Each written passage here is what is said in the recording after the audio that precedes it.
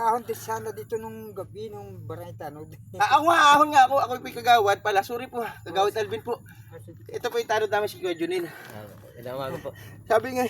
At nagbabalik po ang dating adik, dating pogi. And for today's mini vlog mga idol, ayan, na-action tayo.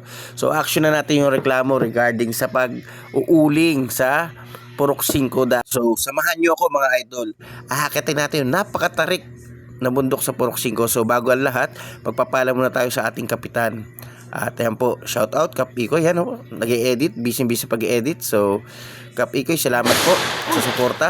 So ayan mga idol, kung makikita po ninyo, ano, akitin talaga natin, actual nating akitin upang tugunan ang reklamo ng ating mga kabarangay dahil sa epekto ng usok ng uling na talaga naman pong hindi maganda sa kalusugan ng mga baby, dahil may mga baby doon na mga may asthma nating mga kabarangay. So kaya yan, sisitahin po natin at kakausapin ng maayos. So sa totoo lang nahabag at naawa din naman ako kay tatay nung nakita ko yung itsura ni tatay na talaga nagsisikap din sa buhay, lumalaban din naman sa buhay.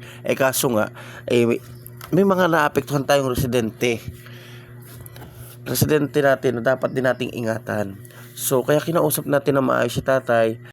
At habang kausap ka natin si tatay, ayan, kung mapapansin po ninyo ay talaga naman pong nakapag-uling na po siya.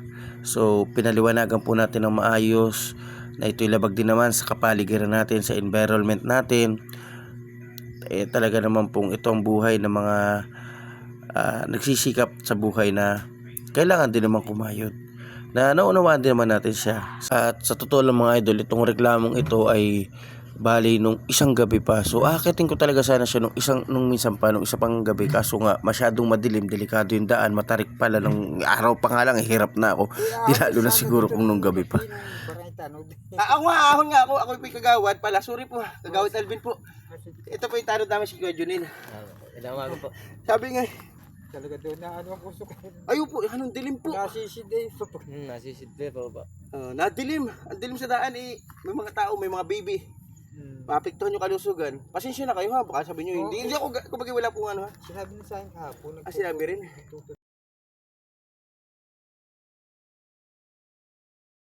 At kinausap din po pala sila nung may-ari ng lupa at nung nagpapauling. So talagang, kasi kinausap natin yung may-ari ng lupa na pakisabihan yung mga nag-uuling doon.